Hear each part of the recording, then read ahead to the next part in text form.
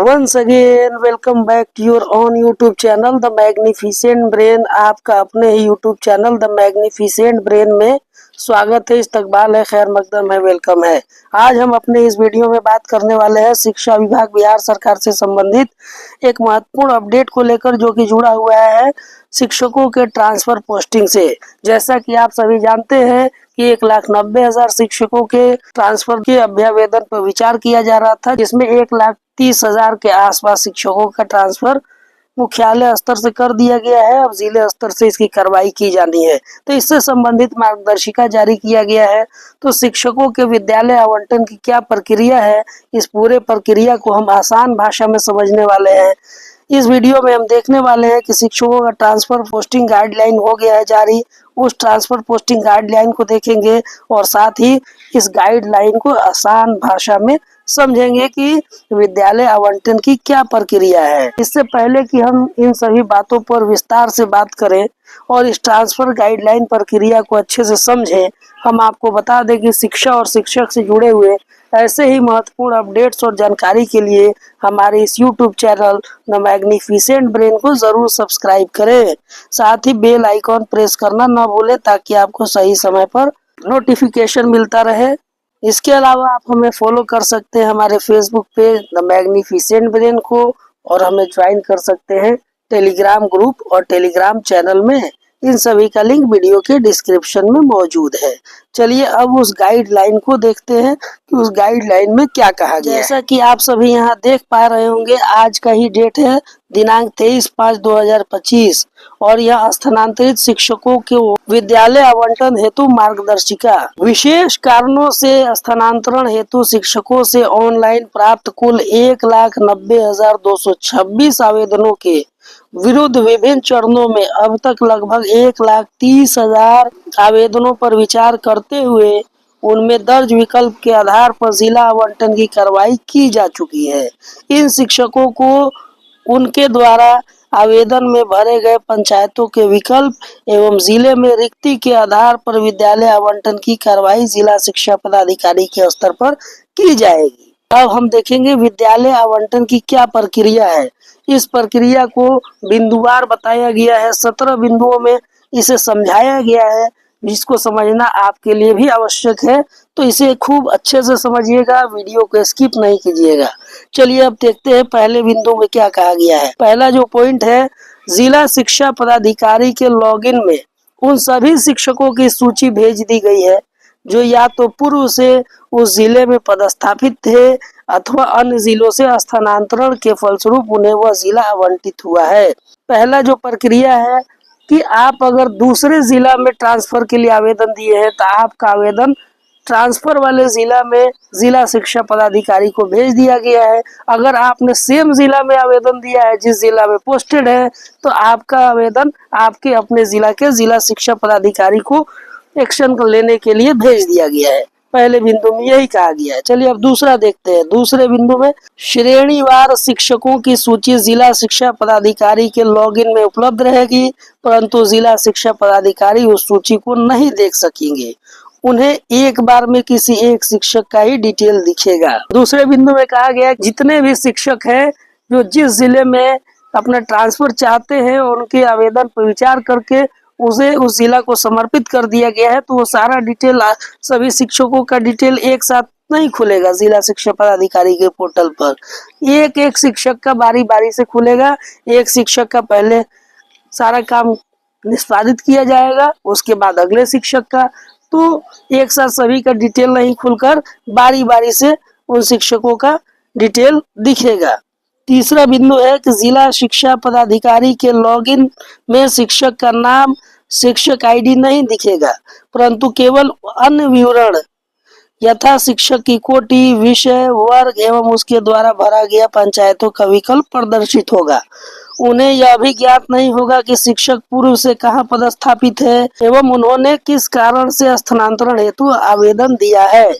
उद्देश्य है कि स्थानांतरण की कार्रवाई पूर्ण पारदर्शिता के साथ हो एवं इसमें पूरी गोपनीयता बरती जाए, ताकि जिला शिक्षा पदाधिकारी पर किसी प्रकार का अनावश्यक दबाव न हो एवं वे निष्पक्षता के साथ विद्यालय आवंटन की कार्रवाई ससमय पूर्ण कर सके। तीसरा बहुत ही महत्वपूर्ण बिंदु है, इसको आपको समझने की आवश्यकता है। जैसा कहा गया है कि ट्रांसफर के लिए आप सभी का जिला अलॉट कर दिया गया है और आपके डिटेल को संबंधित जिला शिक्षा पदाधिकारी को भेज दिया गया है।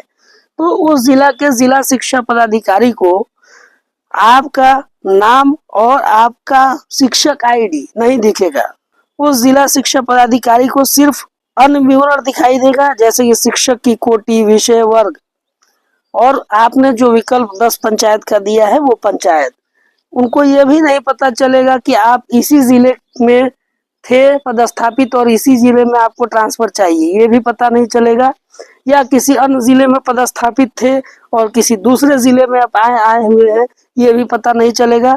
इसका कारण है कि इससे स्थानांतरण की कार्रवाई में पूर्णतः पारदर्शिता होगी और गोपनीयता बरती जाएगी और जिला शिक्षा पदाधिकारी पर अनावश्यक दबाव नहीं पड़ेगा।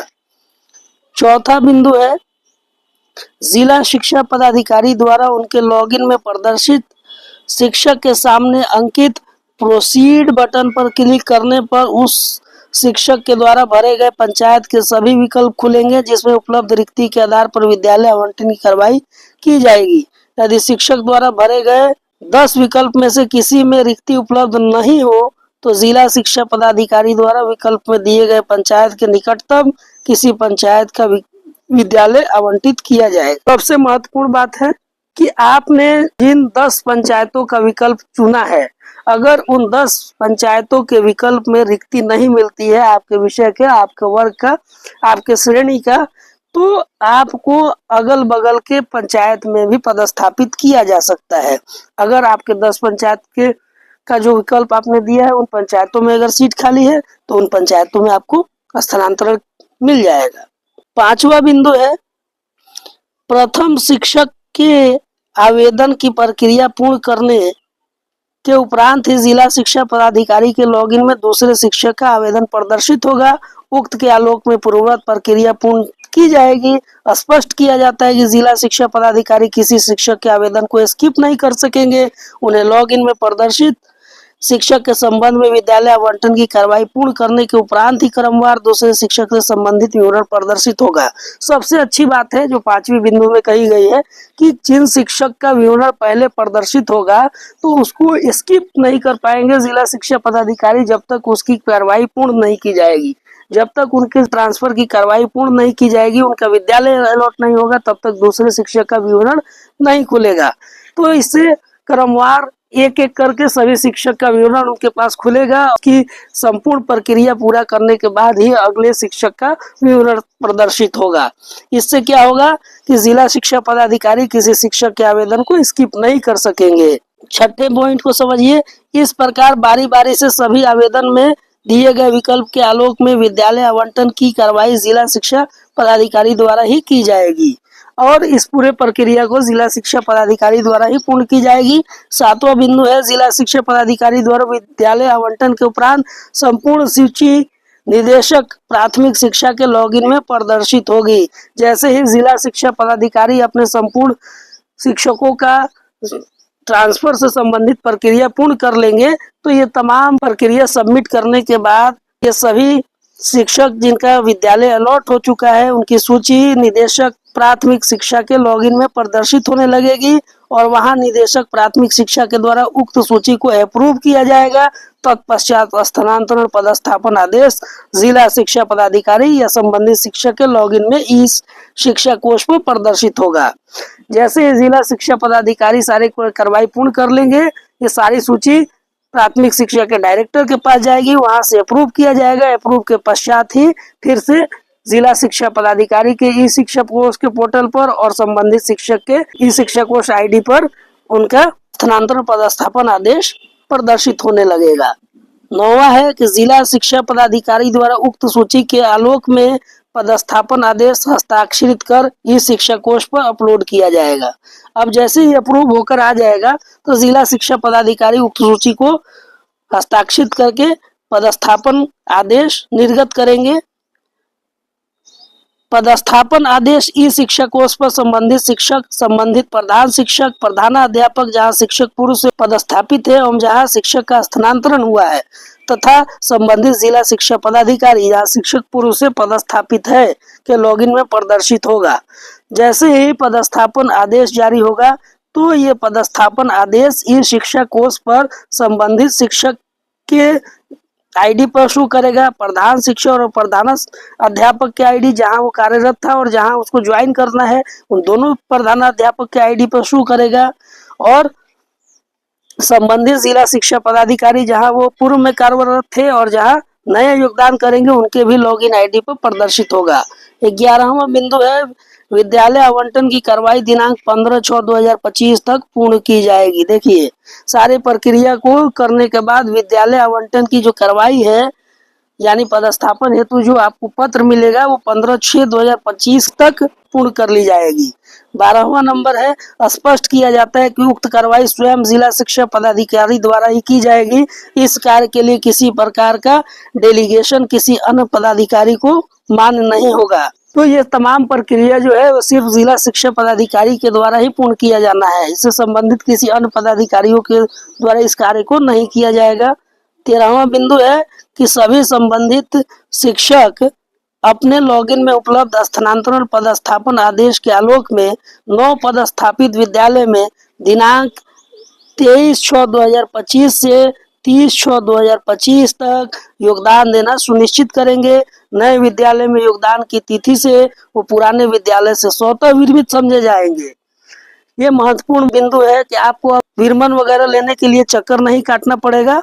आप जिस दिन अपने नए विद्यालय में योगदान करेंगे उसी दिन से आप पुराने विद्यालय से कार्य विरमित माने जाएंगे और वे स्वतः विरमित माने जाएंगे। तो 30/23/6 से 30/6/2025 तक आपको जो नया विद्यालय अलॉट किया गया है उस विद्यालय में आप योगदान कर सकते हैं और योगदान के तिथि से ही आप पुराने विद्यालय से स्वतः विरमित समझे जाएंगे।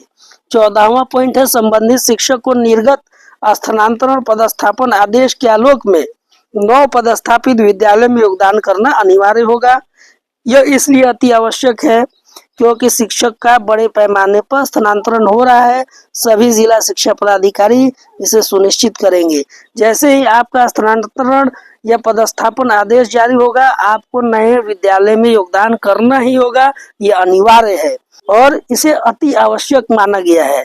सभी जिला शिक्षा पदाधिकारी को यह सुनिश्चित करने को कहा गया है कि जिन शिक्षकों का ट्रांसफर हो गया है और नया विद्यालय अलॉट हो गया है वो उस नए विद्यालय में अपना योगदान सुनिश्चित करें। 15 नंबर है 15वां पॉइंट में कहा गया है कि वैसे शिक्षक जो स्थानांतरण आदेश से असंतुष्ट है वो स्थानांतरित विद्यालय में योगदान के उपरांत ही जिला शिक्षा पदाधिकारी के समक्ष आवेदन कर सकते हैं। जिला शिक्षा पदाधिकारी ऐसे आवेदनों का निराकरण जिला स्थापना समिति के माध्यम से करेंगे। स्थानांतरण में विसंगति अथवा असंतुष्टि से संबंधित किसी प्रकार का आवेदन विभाग अथवा निदेशालय स्तर पर स्वीकार नहीं किया जाएगा। अगर आपको जो विद्यालय अलॉट किया गया है इससे आप असंतुष्ट है तो भी आपको जो अलॉटेड स्कूल है उस स्कूल में योगदान करना ही होगा। उस विद्यालय में योगदान करने के पश्चात ही आप पुनः इससे संबंधित शिकायत दर्ज कर सकते हैं, जिला शिक्षा पदाधिकारी को आवेदन दे सकते हैं और जिला स्थापना समिति के माध्यम से इस कार्य को पूरा किया जाएगा। स्थानांतरण में विसंगति अथवा असंतुष्टि से संबंधित किसी प्रकार का आवेदन विभाग अथवा निदेशालय स्तर पर स्वीकार नहीं किया जाएगा। तो जिला शिक्षा पदाधिकारी से संबंधित ही यह कार्य होगा। आप असंतुष्ट हैं तो आपको जिला शिक्षा पदाधिकारी को पुनः आवेदन देना पड़ेगा, लेकिन उससे पहले आपको 9 पदस्थापित विद्यालय में योगदान करना होगा। 16वां बिंदु है कि वैसे शिक्षक जिनके आवेदन पर अभी तक विचार नहीं किया जा सका है उनके संदर्भ में द्वितीय चरण में समीक्षोपरांत निर्णय लिया जाएगा। ऐसे शिक्षकों के लिए ई शिक्षा कोष पर यह विकल्प उपलब्ध कराया गया है कि वे या तो अपना आवेदन वापस ले लें अथवा उस आवेदन को डिलीट करके नए सिरे से विकल्प को भर सकते हैं। जो शिक्षक पूर्व में भरे गए कारणों को बदलना चाहते हैं वे भी अपना पूर्व के आवेदन डिलीट करके नए सिरे से आवेदन दे सकते हैं। साथ ही साथ नए शिक्षक भी अपना आवेदन दे सकते हैं। इन सभी आवेदन पर द्वितीय चरण में जिलों में रिक्ति की उपलब्धता एवं छात्र शिक्षक अनुपात के आधार पर विचार किया जाएगा। वैसे शिक्षक जिन्होंने इस शिक्षा कोष के माध्यम से आवेदन दिया है लेकिन उनका जिला अलॉट नहीं हुआ है, तो वो चाहे तो अपने इस आवेदन में बदलाव कर सकते हैं, पुराने विकल्प को बदल सकते हैं, पुराने आवेदन को डिलीट करके नए सिरे से आवेदन दे सकते हैं। और वैसे शिक्षक जो अभी तक आवेदन नहीं किए हैं उनको भी आवेदन अगर देना है तो वो अपना आवेदन दे सकते हैं। ये तमाम बातें कही गई है। और जब नए सिरे से आवेदन देंगे तो जो ट्रांसफर से संबंधित दूसरा चरण होगा उसमें इन सभी आवेदनों पर विचार किया जाएगा। वैसे शिक्षक जो अपना कारण को बदलना चाहते हैं, दूरी के आधार पर दिए थे, पति पत्नी के आधार पर देना चाहते हैं या बीमारी के आधार पर देना चाहते हैं, तो इसमें भी आप बदलाव कर सकते हैं। अपने आवेदन को डिलीट करके नए सिरे से आवेदन भर सकते हैं। अब सबसे जो इम्पोर्टेंट बात है वो 17 नंबर है, जो सबको कंफ्यूज कर रहा है। इसको एकदम अच्छे से समझिएगा। शिवहर, सीतामढ़ी, पूर्णिया, पूर्वी चंपारण, अररिया, कटिहार, खगड़िया, सुपौल, बांका, जमुई, किशनगंज, लखीसराय, भागलपुर एवं मधुबनी जिले में छात्र शिक्षक अनुपात औसत से काफी ज्यादा है। नया विकल्प चुनते समय शिक्षकगण यदि इन जिलों का विकल्प चुनते हैं तो उस पर यथाशीघ्र विचार किया जाएगा। इसका मतलब है कि यहाँ जो दिया गया जिला है, इन जिलों में शिक्षक छात्र अनुपात औसत से काफी अधिक है, यानी कि यहाँ पर छात्रों की संख्या अधिक और शिक्षकों की संख्या कम है। इन जिलों में अगर आप आवेदन देते हैं तो आपके आवेदन पर त्वरित गति से कार्रवाई होगी, यथाशीघ्र आपके आवेदन पर विचार किया जाएगा और आपको जल्द से जल्द इन जिलों में पोस्टिंग मिलने की संभावना है। यही बात इसमें कही गई है। इन जिलों में छात्र शिक्षक अनुपात औसत से अधिक है, यानी कि अगर प्राइमरी स्कूल की बात करें तो 30 छात्र पर एक शिक्षक 30:1 का अनुपात होता है। मिडिल स्कूल में 35:1 का अनुपात है। लेकिन इन जिलों में छात्र शिक्षक अनुपात जो है औसत से अधिक है, यानी हो सकता है कि इन जिलों में 60 छात्रों पर एक शिक्षक उपलब्ध हो, मिडिल स्कूल में 70 छात्रों में एक शिक्षक उपलब्ध हो, जबकि 35:1 का रेशियो और 30:1 का रेशियो होना चाहिए। यही औसत है, राष्ट्रीय औसत यही है। अगर इस औसत से भी ज्यादा औसत है यहाँ का, यानी यहाँ शिक्षकों की संख्या कम है, छात्रों की संख्या अधिक है, तो यहाँ अगर कोई शिक्षक अपना आवेदन देता है तो उनके आवेदन पर यथाशीघ्र विचार किया जाएगा और उन्हें जल्दी से जल्दी ट्रांसफर और पोस्टिंग मिलने की संभावना होगी। तो उम्मीद करते हैं कि आप इन 17 बिंदुओं को अच्छे से समझ गए होंगे। अगर आपको हमारी यह वीडियो पसंद आई है, आप इस बातों को अच्छे से समझ गए हैं, तो हमारे इस वीडियो को शेयर करें और हमारे इस चैनल को सब्सक्राइब कर ले। मिलते हैं इसी प्रकार के अन्य शिक्षा और शिक्षक से जुड़े महत्वपूर्ण जानकारी के साथ। तब तक के लिए हमें दीजिए अनुमति। धन्यवाद। Thank you for watching.